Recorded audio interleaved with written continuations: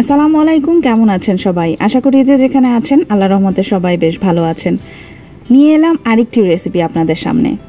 Hague ফিশের kofta কারি আজকে আমি আপনাদেরকে তৈরি করে দেখাবো।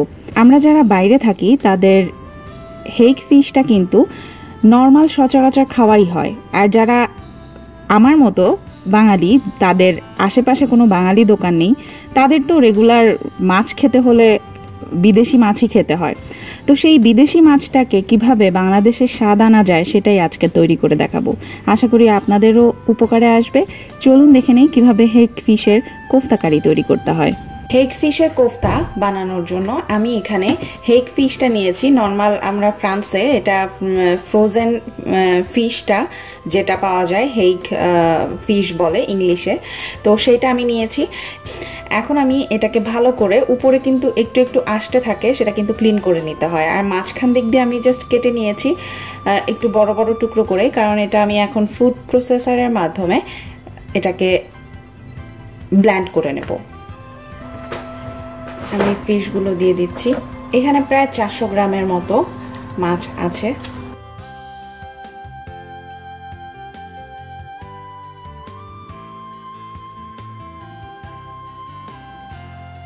আমি এগুলোকে একটা পাত্রে ঢেলে নিচ্ছি। মাছটাকে ঢালার পর দেখতে পারবেন যে এখানে ছোট ছোট মাছের যে চামড়াগুলো রয়েছে সেগুলো আমি উঠিয়ে ফেলে দেব। আপনারা ইচ্ছা করলে এই চামড়া সহই করতে পারেন, বাট অনেকে দেখা যায় যে চামড়াটা পছন্দ করে না মাছের। এর মধ্যে আমার ছেলেরা আছে যে তারা মাছের চামড়া মোটেও পছন্দ করে না, তো এই চামড়াগুলোকে বেছে নিতে পারেন। আমি বেছে নিচ্ছি। এখানে মাছটা দেখতে পাচ্ছেন, আর এখানে আমি 1 কাপ পরিমাণে ম্যাশড পটেটো নিয়েছি। আপনারা আলু সেদ্ধ করে আলুটাকে চটকে নিতে পারেন, আমি সেইভাবেই নিয়েছি।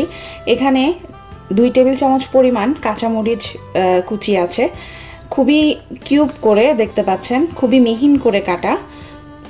পেঁয়াজ কুচি আছে 2 টেবিল চামচ, 1 চা চামচ রসুন বাটা এখানে আছে। তার মধ্যেও আমি একটু শুকনা মরিচের গুঁড়োটা 1/2 চা চামচ দিয়ে দিচ্ছি, আর জিরার গুঁড়োটাও 1/2 চা চামচ দিয়ে দিলাম। এখানে ব্ল্যাক পেপার গোলমরিচের গুঁড়ো দিয়ে দিচ্ছি 1/2 চা চামচের মতো, আর এখানে ক্র্যাশড যে চিলি পাউডারটা পাওয়া যায় সেটা 1/2 চা চামচের মতো।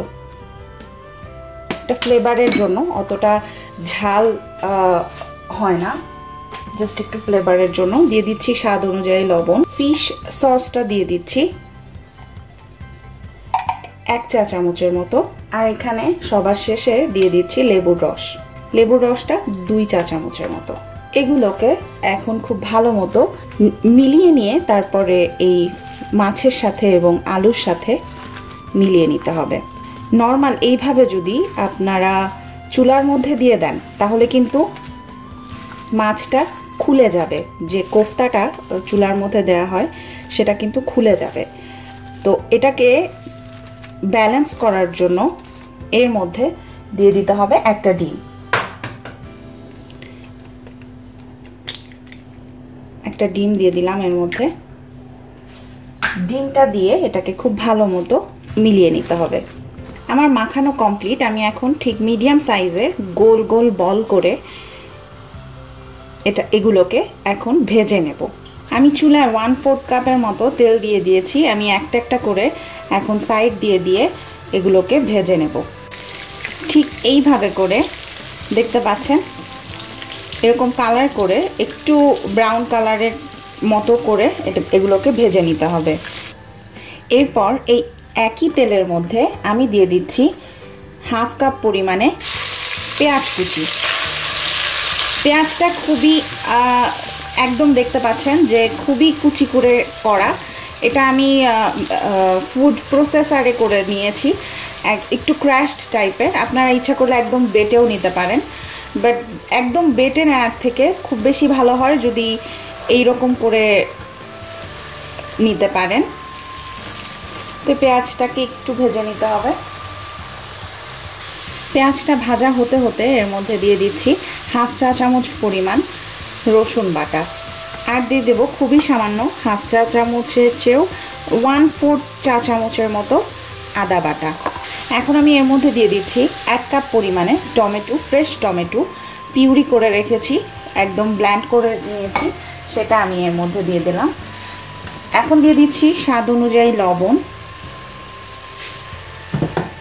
সামান্য একটু ব্যালেন্স করার জন্য 1/2 চা চামচ পরিমাণ চিনি দিয়ে দিচ্ছি, আর দিয়ে দিচ্ছি 2 চা চামচ পরিমাণ টমেটো কেচাপ। লেবুর রস দিয়ে দিচ্ছি 1 টেবিল চামচের মতো, আর দিয়ে দিচ্ছি মরিচের গুঁড়ো 1/2 চা চামচ এবং জিরার গুঁড়োটা দিয়ে দিচ্ছি 1 চা চামচ লেভেল। এগুলোকে ভালো করে কষিয়ে নিতে হবে খুব ভালোভাবে।